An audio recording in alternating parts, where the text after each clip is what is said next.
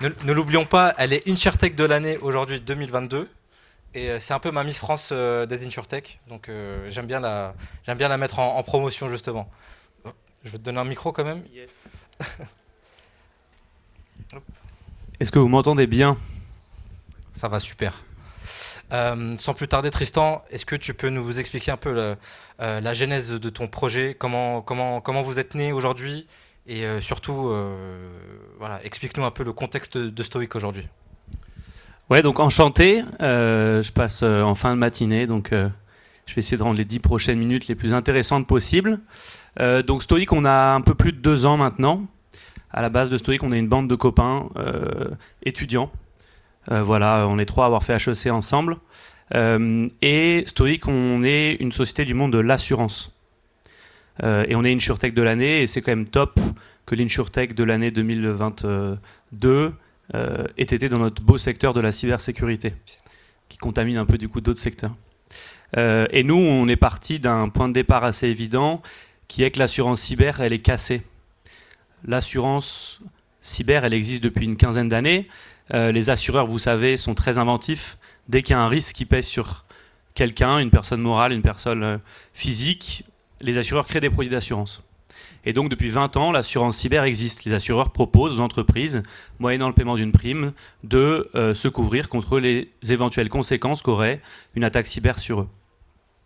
Ça existe, mais c'est déficitaire. Ça fait grosso modo 20 ans qu'année après année, les assureurs, pour 100 € de prime encaissée, décaissent plus sous forme de sinistres à indemniser. Donc on a un modèle qui existe, mais qui ne marche pas.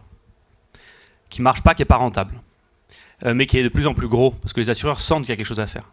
Et sentent que face à l'accélération de la place du numérique dans nos vies et dans la vie des entreprises, il y aura forcément un besoin. Pourquoi c'est cassé?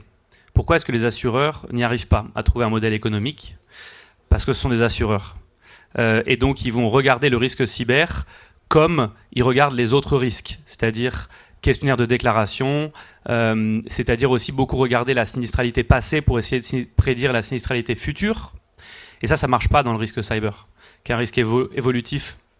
Je vous donne un exemple concret. Comment réfléchit un assureur? Un assureur va se dire, exemple que tout le monde connaît dans le monde de l'automobile, telle personne a eu un accident l'an dernier, j'augmente sa prime. Parce qu'un accident passé est un bon proxy pour prévoir un accident futur. Et donc dans le cyber, c'est pareil. Les assureurs traditionnels, ils voient une entreprise demander une assurance cyber. Avez-vous été sinistré par le passé? Oui, boum, c'est refus. Sauf que dans le risque cyber, c'est l'inverse. Une boîte qui a été sinistrée, souvent, elle va dans la foulée bien mieux se protéger. Et donc ça, c'est un exemple concret, je veux être didactique, qui montre que réfléchir comme un assureur face au risque cyber, ça ne fonctionne pas. Et donc, j'abrège, je finis ma première réponse. Face à ça, nous, on s'est lancé sur l'assurance cyber avec un angle très technologique. Donc, on est Stoic, une 60aine de collaborateurs. On a fait plusieurs belles levées de fonds. Et sur nos effectifs, la majeure partie sont des ingénieurs en informatique. Et donc, on va mieux sélectionner les risques à l'entrée. Pas de déclaratif ou très peu. On va faire tourner des outils qui nous permettent de nous faire un avis sur la probabilité d'un sinistre futur sur l'entreprise. Et une fois la souscription faite, un assureur traditionnel va croiser les bras et espérer que le téléphone ne sonne pas. Nous, on va faire déployer par nos assurés des outils qui vont réduire la fréquence et la gravité d'un éventuel sinistre. Voilà. Merci beaucoup pour cette genèse. Juste, on m'a glissé à l'oreille tout à l'heure comme quoi on ne comprenait pas trop quel était le but des projets aujourd'hui. Moi, je vais te poser une question concrète. Stoic, qu'est-ce que ça fait aujourd'hui? Ouais, Stoic, ça sauve des boîtes et donc de l'emploi. Parce qu'on n'a pas une obligation de moyens, ce qui est le cas de tous les fournisseurs de services et d'outils. On vous protège super bien, mais si la protection ne fonctionne pas, pour votre pomme. L'assureur, c'est pas ça. L'assureur, c'est s'il y a un pépin, c'est nous qui payons les pots cassés. Donc nous, on a toutes les semaines des entreprises assurées chez nous qui nous appellent en nous disant tout est bloqué, je suis un e-commerçant, c'est les soldes, mon site est inaccessible. Ça, c'est des gens qui potentiellement mettent la clé sous la porte si on n'est pas là pour les accompagner et surtout pour indemniser le montant de la perte. Donc voilà, notre mission, elle est super claire. C'est de pas seulement protéger, mais faire en sorte que les gens, si la protection ne fonctionne pas, n'aient pas à déposer le bilan. Quelle est la typologie des entreprises que tu protèges aujourd'hui? Donc aujourd'hui, on est présent sur le marché français. Dans quelques semaines, on va avoir des nouvelles de ce côté-là, côté géographique. Et notre terrain de jeu, c'est les entreprises qui font jusqu'à 250 millions de chiffre d'affaires. Donc on est sur de la TPE, la PME et de la petite ETI. Mais pareil, on travaille fort pour rapidement étendre verticalement notre périmètre d'intervention. Je pense qu'il y a pas mal d'acteurs aujourd'hui dans l'assurance cyber. Comment tu te différencies par rapport à eux? Comment Stoic se différencie par rapport à eux? Comment tu as pu avoir ton prix InsurTech de l'année justement? Ouais, c'est une bonne question. Nos concurrents sont les assureurs traditionnels. Ils ont du mal à suivre le rythme de l'innovation. Donc on a été InsurTech de l'année parce que tout le monde se pose la question du modèle économique de l'assurance cyber. Et je pense qu'on est les premiers en Europe à prouver qu'il y a quelque chose à faire. On est les plus rapides. On a une distribution qui se fait d'un côté via nos courtiers partenaires. On a un peu plus de 1000 courtiers qui tous les jours font des affaires, sont notre force commerciale externalisée. Et via un channel partenariat qui marche fort. La BNP travaille historiquement avec un gros assureur français. Ils ont fait un appel d'offres qu'on a gagné et aujourd'hui, tous les banquiers de la BNP entreprise vendent du Stoic à leurs clients. Donc je pense qu'on a une grosse force de frappe de distribution. Et d'un point de vue technologique, on est aussi de loin la plus grosse équipe d'Europe à réfléchir à, une fois un contrat d'assurance en place, comment est-ce qu'on accompagne l'entreprise pour que la fréquence et l'intensité d'un éventuel sinistre soient drastiquement réduites. Justement, on essaie de faire comprendre au panel comment fonctionne une entreprise. Est-ce que tu peux développer un peu plus ton business case avec BNP Paribas justement? Ouais, c'est public, bien entendu. Je parle sous le contrôle de Sandia qui me regarde au premier rang. Pardon. Ouais, c'est tout à fait public. Je pense la BNP est une entreprise qui a, je pense, une sensibilité très forte et une exposition très forte au risque cyber, puisque quelle entreprise en France n'est pas client de la BNP? Donc la BNP sait tout ce qui se passe dans énormément d'entreprises en France, notamment tout ce qui a trait à la fraude et au cyber. Et donc la BNP se rend compte de l'explosion du nombre de cyberattaques sur les TPE-PME. Vous savez, dans la presse, on lit des chiffres qui n'ont aucun sens sur les cyberattaques. Pourquoi? Parce que, premièrement, les petites entreprises ne communiquent pas, elles ont honte quand elles se font attaquer.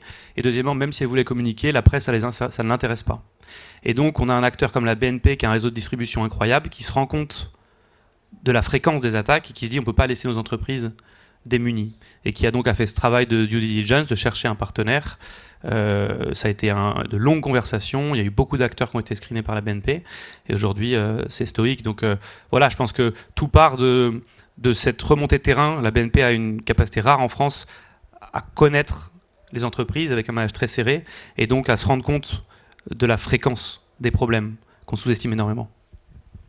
Merci beaucoup d'avoir permis ce petit aparté. Aujourd'hui, rassure-moi, tu n'es pas exclusif quand même avec BNP Paribas, tu as d'autres partenariats quand même à développer. Ouais, on a beaucoup de partenariats avec des cabinets de courtage, avec des compagnies d'assurance qui se rendent compte que leur produit n'est pas forcément le plus adapté. Voilà, donc on ratisse très large. Et est-ce que tu es sensible, là récemment, il y a eu des données hospitalières par exemple qui se sont fait pirater. Est-ce que tu es sensible vis-à-vis de ce genre de cas? Et comment tu fais pour protéger ce genre de domaine hospitalier justement? Ouais, ma mère est médecin, donc je sais ce que c'est qu'un hôpital qui ne tourne pas. Malheureusement, il n'y a pas encore d'équation économique pour l'assurance cyber des hôpitaux. Si nous, on refuse concrètement les hôpitaux qui voudraient s'assurer en cyber chez nous. Si on accepterait, la fréquence et la gravité des sinistres est telle qu'on tuerait notre boîte. Pourquoi est-ce qu'il n'y a pas d'équation économique?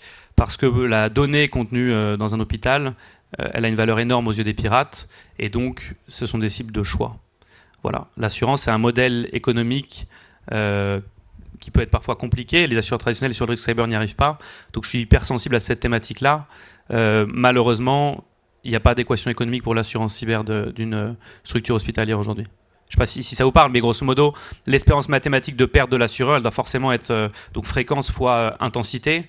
La probabilité qu'il y ait un sinistre fois la gravité d'un sinistre s'il y en a un, elle doit être en fait inférieure au montant de la prime collectée. Au global, c'est le principe de la mutualisation. Et si on fait entrer les hôpitaux dans cette équation-là, on la casse. Donc voilà. J'espère que je ne suis pas trop technique. Non, ça va, je pense que tout le monde comprend. Juste en termes de perspective par rapport à Stoic, voilà, explique-nous un peu quel est l'enjeu, quel est l'avenir pour une entreprise spécialisée dans le cyber comme vous. Est-ce que vous souhaitez vous internationaliser comme tu l'as stipulé, mais vraiment de manière exponentielle? Enfin voilà, clairement, explique-nous un peu ce qui va se passer chez vous. Ouais, y a plein de super actualités qui arrivent. Donc comme je disais, on est en termes d'effectifs la plus grosse équipe d'Europe déjà à s'atteler au sujet de l'assurance cyber. Il y a plusieurs objectifs. Le premier, c'est effectivement l'international. Donc d'ici quelques semaines, on sera plus que en France, avec déploiement d'équipes en Europe. Le deuxième sujet, ça va être l'extension de nos capacités, c'est-à-dire notre capacité à assurer des sociétés de plus en plus grosses. Voilà, on a de nouvelles qui arrivent aussi à moyen terme à ce sujet-là. Et ça va être les deux gros sujets, quoi. Aujourd'hui, les assureurs freinent la voilure, réduisent la voilure plutôt. C'est-à-dire qu'ils vont progressivement accepter les entreprises, mais de plus en plus petites. Ils sortent les gros assurés cyber parce qu'ils prennent de trop gros sinistres. Ils réduisent aussi le montant maximal de la limite qu'ils proposent au sein des contrats. Donc on a un marché, si vous voulez, de l'assurance cyber où la marée descend et nous on monte. Parce qu'on a une approche qui est violemment différente. J'ai assez peu parlé de technique aujourd'hui, mais en fait, tout ça est rendu possible grâce aux outils que je ne vais pas décrire dans le détail, mais qui nous permettent de mieux sélectionner les risques à l'entrée et surtout de drastiquement réduire la fréquence et l'intensité des sinistres. Ce sont des scans externes de vulnérabilité, des scans d'Active Directory, des scans de cloud, de la simulation de phishing, etc. Toutes ces solutions-là que nos ingénieurs développent en interne et qui sont fournies sans surcoût à tout assuré stoïque. L'équation économique, elle est particulière. Nos investisseurs nous demandaient pourquoi est-ce qu'on donnait sans surcoût, de façon comprise dans notre contrat d'assurance, tous ces outils que plein d'autres boîtes vendent en fait. Et la raison, c'est qu'on gagne plus d'argent sous forme de sinistres qui n'ont pas lieu qu'on en gagnerait en vendant ces outils. Donc là, je rentre un peu, je soulève le capot de Stoic, mais voilà un peu pour l'équation économique. Je voulais pas rentrer un peu dans le modèle économique de Stoic, mais on a encore une minute. Si tu as envie d'aborder un peu le modèle économique, si c'est public, bien entendu, tu peux aborder un peu plus sur ton modèle économique, comment tu vends justement ta solution. Alors nous, notre solution, on la vend pas, on la fait vendre. Donc on a un modèle de distribution qui est indirect. On la fait vendre et il y a des gens qui cherchent des solutions d'assurance cyber à vendre, notamment les courtiers en assurance qui n'en trouvent pas, justement parce que les assureurs verrouillent. Donc nous, notre métier, il est assez simple, c'est d'animer ces réseaux concrets de distributeurs. Voilà, donc c'est un travail de longue haleine, mais on a un peu plus de 1000 entreprises aujourd'hui en France qui sont assurées. Voilà, donc on est un assureur spécialisé de risque cyber et je pense qu'on devrait monter sur les marches du podium des assureurs cyber en France en fin d'année. Voilà, en doublant des acteurs américains notamment. Très belle perspective. Y a-t-il des questions dans le panel ? J'arrive. Je prendrai juste 2 questions pour être dans le timing. Merci. Est-ce que vous accompagnez vos clients dans leur mise en place d'une politique cyber au sein de l'entreprise ? Ouais, c'est une super question. Il y a des prérequis sur un contrat d'assurance. Typiquement, on a des clients qui veulent s'assurer, qui ont des RDP exposés publiquement, qui n'ont pas de MFA sur leur VPN, plein de choses. Et donc nous, on va d'abord émettre une recommandation. Et il y a 2 types d'entreprises, celles qui nous disent « Ok, super, je sais faire » et celles qui disent « Je ne sais pas faire ». Et nous, on a des grosses équipes techniques, donc celles qui ne savent pas faire, on peut, dès lors qu'eux sont prêts à s'assurer, dès que le niveau est franchi, à les accompagner. Et donc on peut déployer des ressources.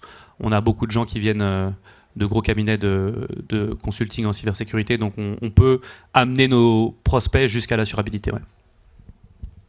J'ai 2 petites questions. Une, c'est comme il y a peu de data, les assureurs ont besoin dans l'actuariat de beaucoup de données. Comment vous avez fait pour calculer les primes de risque ? Et typiquement, pour un acteur de l'assurance cybersécurité, quel est le range de ratio sinistre sur prime et comment ça se compare par rapport à d'autres types d'assurances ? Très bonne question. Donc la première réponse, dans l'assurance, tout le monde se regarde. Donc il y a des modèles actuariels très poussés, mais il y a aussi juste qu'est-ce que fait le voisin. Donc assez simplement, on a rétro-engineer tous les modèles d'assurance cyber du marché. Donc voilà, avec tous les paramètres possibles, on a sorti des devis chez tout le monde et tout le monde est à peu près au même niveau. Donc il est assez facile en fait déjà de voir ce qui sort des modèles des autres. Ça c'était le point de départ il y a 2 ans. Et ensuite on refine en fonction des sinistres que nous on voit. Un gros différenciant aussi, c'est qu'on est les seuls en Europe à gérer nous-mêmes les sinistres. Les assureurs, aussi gros soient-ils, AXA, AIG, Allianz, ils n'ont pas la capacité de réponse à incident, ils n'ont pas de CERT, ils sous-traitent. Nous on le fait nous-mêmes. Et donc en traitant nous-mêmes les sinistres, en fait on comprend finement comment les attaquants opèrent. Et donc en fait on développe au quotidien les outils et on les met à disposition sans surcoût de nos assurés qui nous auraient évité les sinistres qu'on a eu la semaine passée, si je simplifie. Donc après c'est une feedback loop en permanence comme ça. Et l'autre question sur le S sur P, qu'est-ce que c'est ? C'est le chiffre d'or de l'assurance, c'est la division entre les sinistres et les primes. Voilà, il faut que ce soit en dessous de 1, si c'est au-dessus de 1 on perd de l'argent. Donc le S sur P dans l'assurance cyber, il y a assez peu de chiffres. Le marché a été très tendu en 2019, 2020, 2021, c'est-à-dire qu'il était au-dessus de 1. En 2022, ça a été un peu plus calme, il est redescendu en dessous de 1. Donc les assureurs ont gagné de l'argent l'an dernier, après 4 ans à en perdre. Ce qu'on sait, c'est que nous, l'idée que je vous développe tout à l'heure, on ne l'a pas eue, on l'a copiée aux États-Unis. Aux États-Unis, le marché de l'assurance cyber, il a été complètement pris en l'espace de 5 ans par 4 acteurs qu'on copie allègrement aujourd'hui en Europe. Et ces acteurs-là ont des S sur P at scale, à une échelle énorme, à 40%. Ce que ça veut dire, c'est que pour 100 euros de prime, ils déboursent 40 de sinistre. Ça, vous dites, c'est un assureur, il ne vous croit pas. Il ne vous croit pas parce que de l'assurance auto, on est déficitaire. Sur plein de branches, l'assurance est déficitaire. Et donc 40 sur 100, on a l'impression qu'il y a presque une fraude. Mais en fait, avec cette approche d'assurance cyber avec une casquette technique, on peut mieux sélectionner, réduire la fréquence et l'intensité et arriver sur des très grosses cohortes d'assurés à des S sur P de cet ordre-là. Et là, ça commence à être très intéressant, quoi. J'ai juste 10 secondes avant qu'on... Je parle trop à chaque fois. Non, c'est très très très pertinent ce que tu dis. En 10 secondes, tu as le droit de ne pas répondre. Est-ce que tu payes le ransomware ? Alors, nos conditions générales permettent l'indemnisation du paiement de la rançon par l'assuré, dès lors que c'est fait dans le respect de la loi et que nous, on valide. Et nous, notre intérêt, il n'est pas forcément de payer la rançon. Il n'est même jamais de payer la rançon, quasiment. Donc, on se réserve le droit de le faire. On ne l'a jamais fait. Très bien. Très belle transparence. On peut l'applaudir, je pense. Merci à beaucoup, tous. Tristan.